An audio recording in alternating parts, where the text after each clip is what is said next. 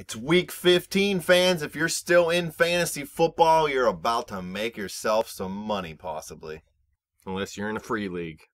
Then you're beat. Welcome to the Steel City. Is everybody ready to go? Let's proclaim the greatest radio show. Welcome to the show. I'm your host, Jim Sella, in studio with J Dash and JK47. We got our week 15 waiver claims for you. Dash, what is on the lineup? Waiver claims. That's what's on the lineup. Obviously. Who is on the lineup, I guess I should have correctly said. Let's start with quarterbacks here, and there's only one, unless, I guess I'll mention Ryan Fitzpatrick as well. He's still out there in about 45% of the leagues. So The bearded maniac. Yeah, He's so you throwing can it go back. out and grab that guy. He's been doing it big all year, and they throw the ball a ton out there in New York. What about Johnny Football? Is he your quarterback? No, I'm not taking Johnny Football. What? You love that dude. He played okay last week, I guess. They won the game or whatever, but he didn't have a big fantasy week or anything, and that was against a bad defense, so I don't see him putting up big points anytime soon. I thought he was your favorite player. You're dead wrong. Let's go with this quarterback here. Tyrod Taylor from the Buffalo Bills, available in about 45% of the leagues. Last week at Philadelphia, it wasn't the biggest week you'd expect against a terrible defense like Philadelphia, but he did have 268 yards passing and a touchdown, one pick, but he also added 58 yards rushing as well. In the two previous weeks before that, he had 502 yards passing and 6 touchdowns in those two games, added a rushing touchdown there as well. And this week, going up against Washington, they led up the 13th most fantasy points to quarterbacks, so he's not a bad play this week either.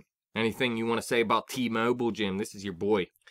I don't know why you think I like this guy so much. Dude, Do you love his nickname? No, I hate his nickname. You love it. It's stupid. He's a good play because he gets yards on the ground. He might put a touchdown in on the ground.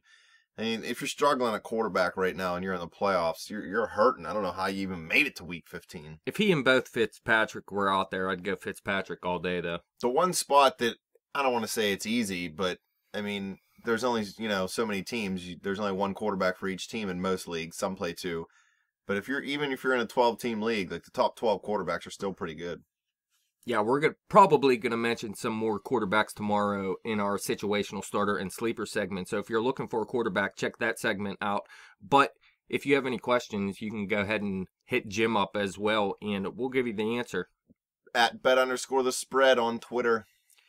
All right, let's get into these running backs here because a couple running backs went down this past week, including Thomas Rawls. And there's some running backs you can go out here and pick up, including... I was getting a call from Seattle. I seen some number on my phone. I didn't know what it was. I didn't answer it at first. I got a voicemail. It was Pete Carroll. He wanted me to come try out. I don't know. Must have seen those Thanksgiving Day videos. Well, he must not trust DeJuan Harris then. He's available in about 95% of the league still. Look, last week he had 42 yards on 18 carries after Rawls got hurt. Now, Rawls, he's done for the season. Lynch, he's still out. So it looks like it could be DeJuan Harris or it could be Bryce Brown. Now, Brown, he's available in about every league, but he has no touches this season. So I'm not really going to trust him to be that guy unless they name him the starter. Now, I mean, in a deep, deep league, you can go ahead, add Bryce Brown maybe, and if it turns out in your favor, well, good for you. But DeJuan Harris would be the guy I'd go after here. Although 42 yards and a fumble on 18 carries, it wasn't a big week, but it was against the Baltimore Ravens. They're pretty good at stopping the run.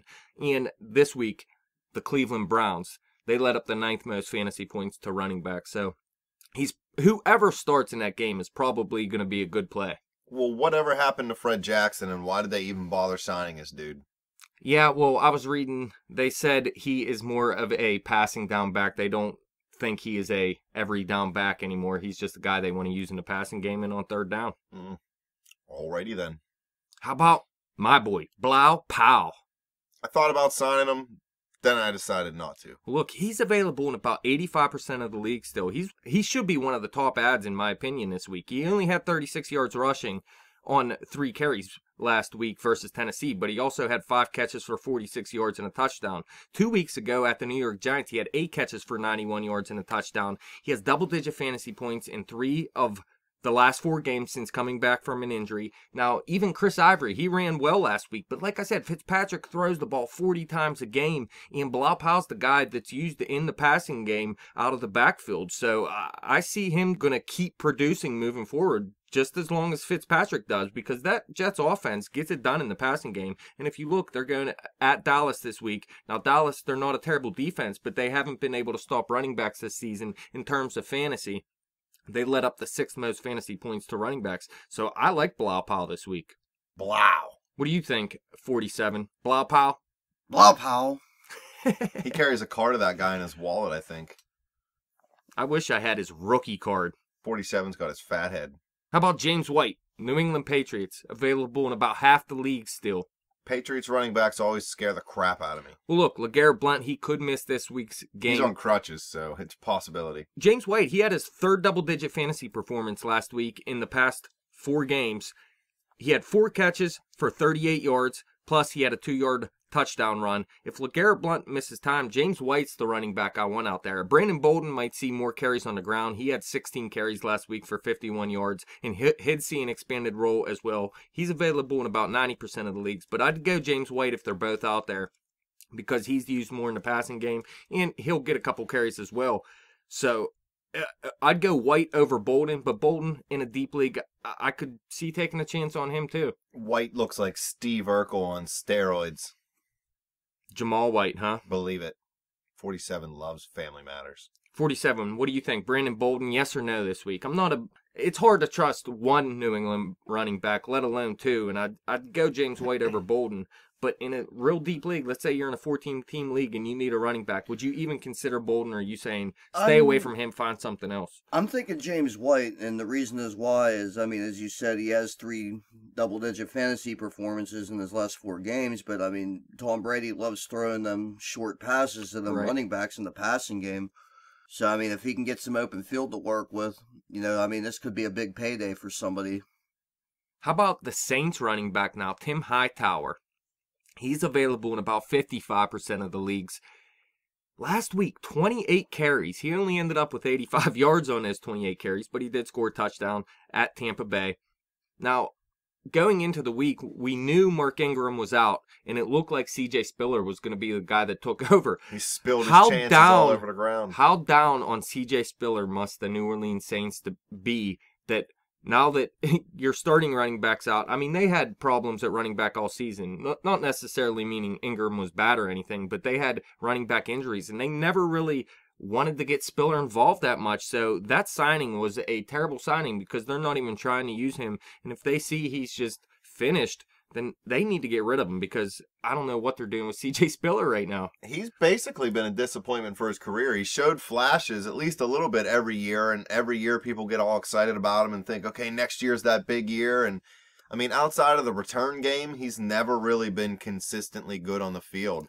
He could be bad in practice. He's always that big splash play guy, and he's just not showing it with the Saints. Well, yeah, I mean, if he doesn't have the splash plays, he doesn't have anything. Exactly. Because he was never the guy who was getting you a consistent 3-4 every time. It's -1, -1, 15. But you think going into this season, I know he was injured at the start of the season, and a lot of people thought that's why he didn't get involved after he came back immediately. But the way the Saints used those passing down backs, you'd think Spiller would be able to blow up in this offense. With some of the injuries they had at wide receiver, you thought he would at least get a slot receiver spot in 4 wide receiver sets or 5 wide receiver sets, you know? Tim Hightower this week, though, he may not be a terrible play. Look, versus Detroit, Gurley ran all over Detroit last week, and then after that, he has Jacksonville the following week. So Tim Hightower over the next 2 weeks isn't a terrible option, but again, it's hard to trust Tim Hightower. This guy hasn't been good in a long time, so just putting him in an offense that really isn't that great to begin with outside of just Drew Brees throwing the ball up, it's kind of hard to trust any running back out there that isn't a beast like Ingram. Believe it.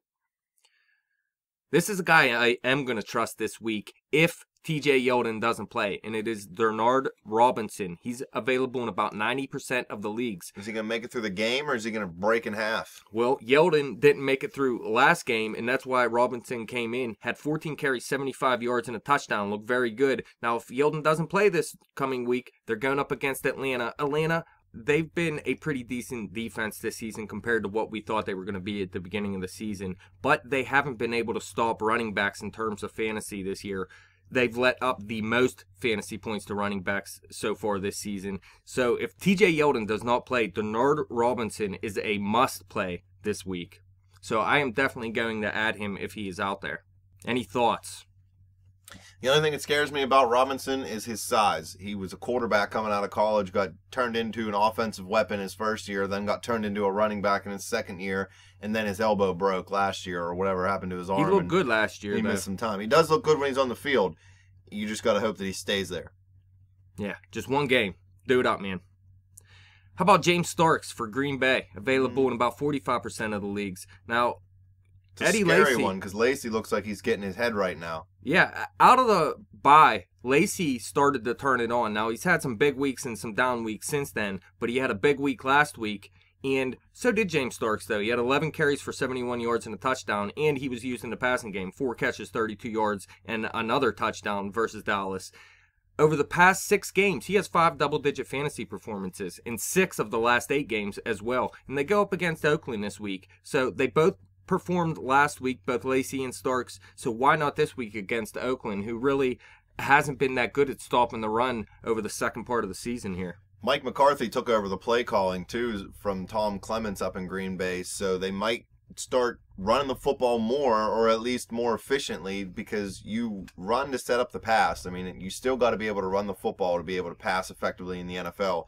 You might be able to throw it 50 times, but you're going to throw 4 or 5 picks. So you want to run the ball well to pass well, and I think McCarthy's going to try to get them back on track because the receivers are not playing as well as everybody thought they would coming into the year. The way for Green Bay to win right now is to hold on to the ball and play smart football, not run and gun football. Well, their whole passing game just isn't what they thought it was going to be this season, so they do need to run the ball. I mean, they started out 6-0, and then they really fell apart. They need to get 8-5 now. Yeah, so they need to start running the ball well because Aaron Rodgers, he's just not. I mean, he's still an elite quarterback, but he's just not getting it done like he had been over the past few seasons. Well, you know, they have the most drops up there that they've had from their wide receivers in the last couple of years. Yeah. I mean, he really changes the game for them. Well, I mean, it obviously makes things much more open for Randall Cobb. Yeah, it was a bit of a disappointment for me this year. Well, I mean, he's just not the same player without Nelson attracting attention on the other end of the field. Believe it. All right, how about one more running back here? Cameron Artist-Payne from Carolina. He's available in about 98% of the league still. He's expected to take over as the every down back if Stewart is unable to go this week. And they go up against the Giants, who led up the 7th most fantasy points to running backs. We know, we said it again and again and again this season, the New York Giants defense is not very good at all. So if Stewart does not play, Cameron Artist-Payne is a very good play this week. And if for some reason Stewart would happen to be out for the following week, he goes up against Atlanta. So like we just mentioned, they led up the most fantasy points to running back. So over the next 2 weeks, if for some reason Stewart didn't play, Cameron Artist-Payne moves into an RB2 spot. You know which team leads the NFL in points scored? The Carolina Panthers. Believe it. 411 points scored. Yeah. And a lot of it's coming on the ground. So I think it was actually New England up until this last week, and then Carolina did it big. Carolina's been doing it big at home all year long, too, though. They've been putting up 30-plus in the last 3 or 4 home games in a row. Cam Newton has more rushing touchdowns than any running back that came out of the same draft class as him. The only one who's close is DeMarco with 32. He was a steal this year in fantasy. Cam Newton? Yeah. Oh, believe it. He's going to win MVP. How about one receiver I have here, and that is Tyler Lockett. T-Lock. He's available in about 60% of the Tyler leagues. Glockett. We got a message. Where'd you get that message at? On Facebook? On Twitter. On Twitter. Asking who he should play. It was like Tyler Lockett, Charles Sims, a couple other players. I said Tyler Lockett, and it worked out. 6 catches, 104 yards, 2 touchdowns at Baltimore. 5 touchdowns for Russell Wilson again this week? Yeah, ridiculous. Russell Wilson has been a beast, and if you have him, you want to play him. But if you have Doug Baldwin, you have to play that guy at this point, too. He has like 8 touchdowns in the past 3 weeks or something like that. Something ridiculous. And Tyler Lockett is another guy that you're really going to have to consider playing if you have him, or if he's out there, you really got to go at him and put him in your lineup. It's his second multi-TD game in the past 4 weeks. He has double-digit fantasy points each of the last 4 weeks, and now they're going up against Cleveland, who led up the 9th most fantasy points to wide receivers. They led up a ton of rushing yardage, a ton of passing yardage. They're just a terrible defense, and I believe they just put Joe Hayden on IR. So there goes one of their better defenders. I think Seattle's going to go out there and blow Cleveland out, and Tyler Lockett is a good play again. Teasing Seattle down to -7, huh? Is that what it would be? Is it at 14 right now? now? It's at 14 the last time I looked. That's a lot. T's cleaving up to 21. That's still not enough for me. 2 tight ends. Zach Miller from Chicago. We know Martellus Bennett is done for the season. Zach Miller's available in about 80% of the league still. Last week, 5 catches, 85 yards, and a touchdown. He actually has 5 touchdowns in his last 6 games played, and he's been a big part of this offense when Martellus Bennett is unable to go. And really behind Elshon Jeffrey and Matt Forte, maybe Jeremy Langford, this is the guy that's probably going to get the most touches. Got the wrong Miller, man. Heath. Come on, baby. I mean, you could go pick him up 10 as well. targets, 10 catches, only 66 yards. And you know what? Denver actually isn't, well, they're not terrible against tight ends, but that's how you beat them in the passing game is with the tight end. So you could see something like what he did last week with those 10 catches for 66 yards. Maybe he'll find the end zone as well. And the last tight end, Will Tye, rookie tight end from the New York Giants, available in about 90% of the leagues. He actually has 30 targets over his last 5 games, has double-digit fantasy points in his last 4 games, and just yesterday on Monday at Miami, 5 catches, 30 yards, and a touchdown. But before that, he actually had back-to-back 70-yard receiving games. So Will Tye, he's starting to get involved in that New York Giants offense. And Eli Manning, he's been playing pretty well recently, especially on the road. Eli Manning, I think, now has 14 touchdowns in his last 4 road games. It's a tough matchup with Carolina this week. Yeah, it is a tough matchup. Very tough for Eli Manning. That doesn't mean Will Tye is going to have a bad game, though, actually. Doesn't really look good for me fantasy-wise, that's for sure. Yeah. Well, I don't know. Is that the only quarterback you have? For my spread league, yeah. How about, is Ryan Fitzpatrick out there?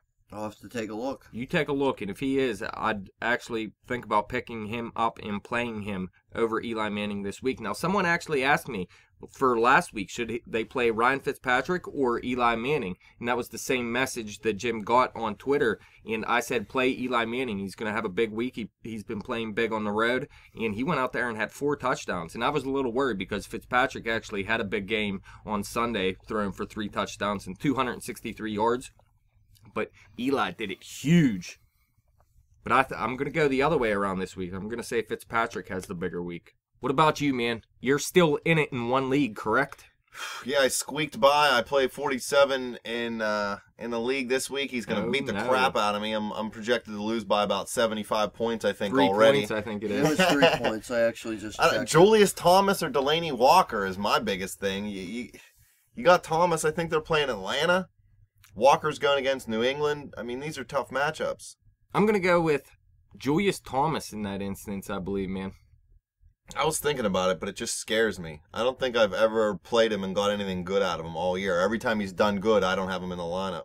Well, he's been playing better recently, obviously, so I think I'll go with him. But Delaney Walker, he's been good too. But New England's defense, man, they've been stepping up recently and playing some good football. Yeah, Walker's been killing it, but I'm too scared to play him against New England. They screw me all the time. I actually got beat in 2 different fantasy leagues by 1 play. An 84-yard touchdown reception by Odell Beckham Jr. Yeah. Knocked me out in 2 leagues. Only 2 leagues. I almost lost my game. I was up 55 points, and all the guy had was him. And then I looked, I'm only up like 17. That's way too close for comfort. That's funny, though. It wasn't even my team versus Odell Beckham Jr. in both. It was Eli in one league and Odell Beckham Jr. in the other in that 1 play. All right, well, here's the question. Should I find a way to get Michael Floyd in my starting lineup? Absolutely, man. I've been saying it all year long. So Michael Floyd is the top guy out there, in my opinion. I know Larry Fitzgerald has been more consistent this season, although I think he only had 9 points last week. But Michael Floyd did it big last week, and he's the big playmaker out of those receivers. It's not Larry Fitzgerald. John Brown, he's a playmaker, but Michael Floyd's the guy to me. So, yes, definitely try to get Michael Floyd in your lineup. Floyd it up. I don't know, man. I've been thinking about it. So Look like what Stella just said about Walker, I'm a little bit too scared to put him in because, I mean... Why are you scared, though, man? Apparently he's healthy now, so, I mean... Obviously, and he's had some huge weeks, and he's going up against Philadelphia this week. Now, they've won some games recently, but I still don't trust that defense. I think Carson Palmer and Larry Fitzgerald and Michael Floyd and John Brown can all blow them up, along with David Johnson in the backfield. He hasn't been terrible either. I should start keeping track of these so I can hate on you when you're wrong.